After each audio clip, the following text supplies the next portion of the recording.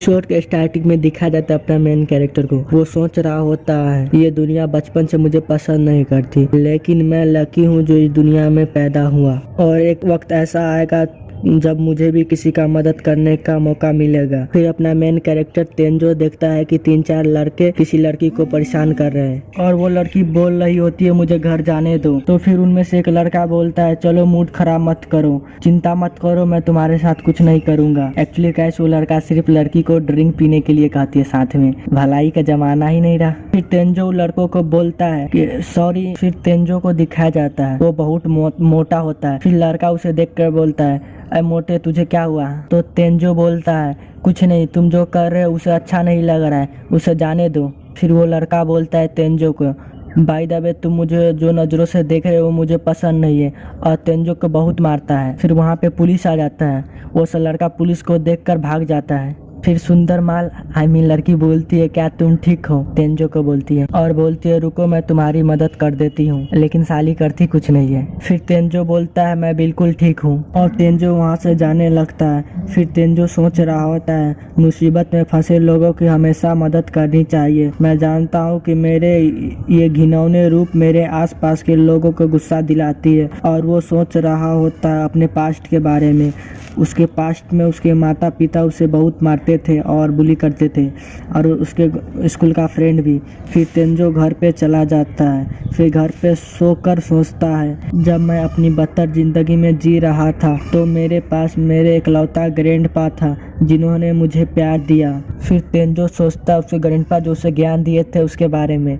उसके ग्रैंडपा बोल रहे होते हैं मुश्किल हालातों में भी अगर तुम दूसरों को मदद करोगे तो खुशियाँ खुद तुम्हारे पास आएगी तुम्हें ढूंढते हुए। फिर दिखाया जाता है तेंजो के ग्रैंडपा मर गया। तेंजो वहाँ पे रो रहा होता है। तेंजो के ग्रैंडपा मरते हुए उसके अपना सारा संपत्ति उसके नाम कर जाता है। इससे तेंजो के माता पिता गुस्सा होते और तेंजो को हमेशा के लिए छोड़ देते हैं। फिर दिखाया जाता है तेंजो के स्कूल में जिसे कुछ स्टूडेंट मार रहे होते हैं। फिर तेंजो बोलता है मुझे जाने दो, मुझे काम पे जाना है, न्यूज़पेपर डिलीवरी करना है। ये सुनकर वो सब बहुत मारते हैं। फिर तेंजो काम पे जाता है तो उसका बॉस बोलता है तुम लेट हो, तुम्हें कल से काम पर आने की कोई ज़रूरत नहीं है। फिर तेंजो अपने घर पे चला जाता है और घर पे जाते ही कुछ खाता है और अपना फेस मिरर में देखता है। रोते हुए मिरर में एक मुक्का मार के उसको तोड़ देता है और बोलता है क्या फ़ायदा ग्रेजुएट होने का, कुछ भी बदलने वाला नहीं है। और एक मुक्का दीवार पे मारता है। वो जहाँ पे मारता है वहाँ पे एक दरवाज़ा होता है जो खुल जाता है। फिर तेंजो उस दरवाज़ा के अंदर जाता है। फिर तेंजो बोलता है यहाँ एक कमरा क्यों है? फिर तेंजो को याद आता है ग्रैंडपा मेरे लिए हमेशा अलग अलग जगह से कुछ लाते थे, यहाँ पे वो रखा हुआ होता है। फिर तेंजो उस रूम में चला जाता है। उस रूम में एक और दरवाज़ा होता है।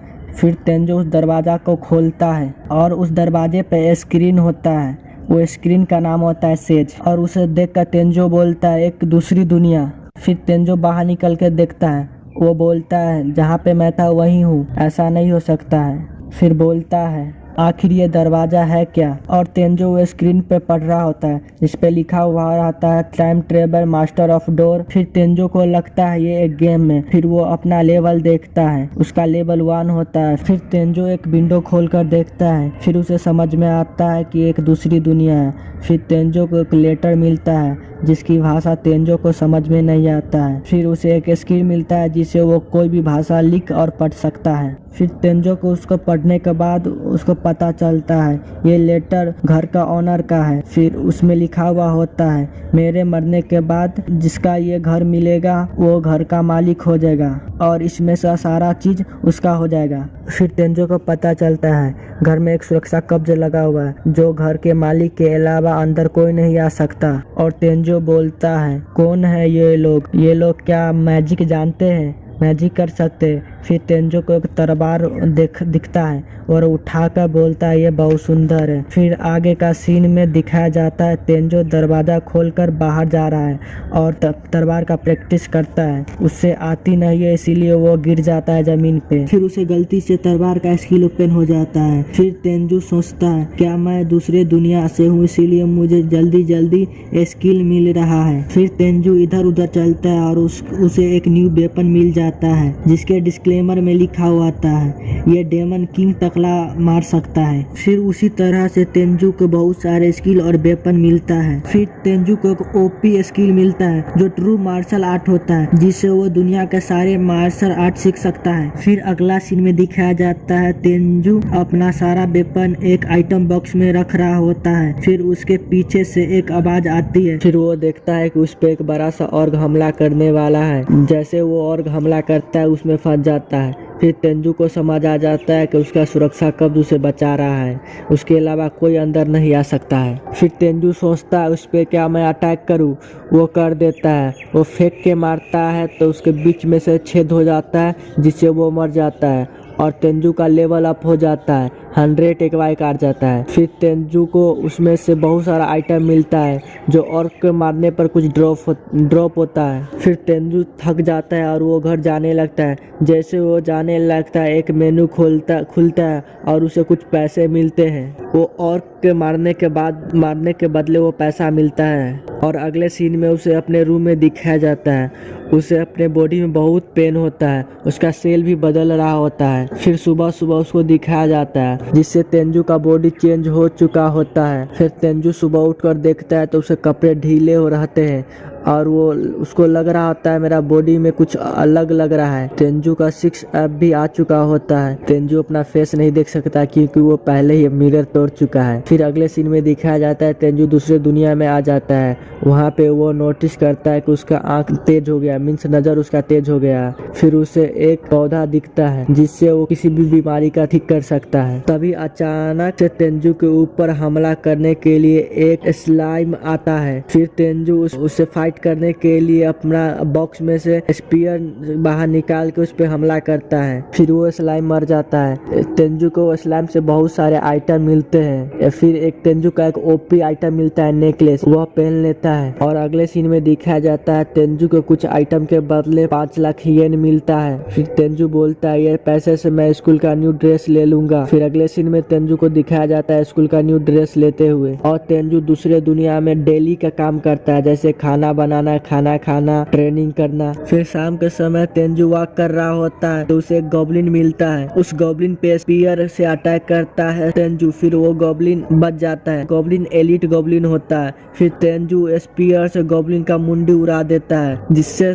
तेंजू का बहुत सारा आइटम मिलता है। उसे वो आइटम बॉक्स में रख देता है और बोल रहा होता है लगता है मेरा लेवल अप नहीं हुआ है। फिर सोचता है इस दुनिया में चाहे कितना भी ताकतवर क्यों ना हो जाऊं, फिर से वही कुछ होगा मेरे साथ। एक्चुअली तेंजू का कल से स्कूल जाना होता है। फिर अगले सीन में दिखाया जाता है तेंजू अपने स्कूल जा रहा है। तब एक लड़की तेंजू को देखकर बोलती है वाह वो उसकी टांगे काफी लंबी है, वो कितना हैंडसम है, वो कहाँ से आया है। और तेंजू पे सब लड़की दीवानी हो जाती है। फिर तेंजू को क्लास में बैठा दिखाया जाता है। फिर वहाँ वही लड़के आ जाते हैं जो तेंजू को हमेशा परेशान करते थे। वो बोल रहे हैं कि तुम्हें पहली बार देख रहा हूँ, क्या तुम कहीं से आए हो? तो तेंजू बोलता है मैं वही हूँ, यूया तेंजू हूँ। ये सब सुनते ही सब चौंक जाते हैं, सब लड़कियाँ भी। फिर एक लड़का बोलता है ऐसा नहीं हो सकता, ये नामुमकिन है, तुम वो बेवकूफ सुअर बिल्कुल नहीं हो सकते। फिर तेंजू बोलता है मैं सच कह रहा हूँ और भाग के वॉशरूम में जाता है और वो पहली बार अपना फेस देखता है और वो चौंक जाता है। वो बोलता है क्या मैं सच में हूँ? फिर अगले सीन में दिखाया जाता है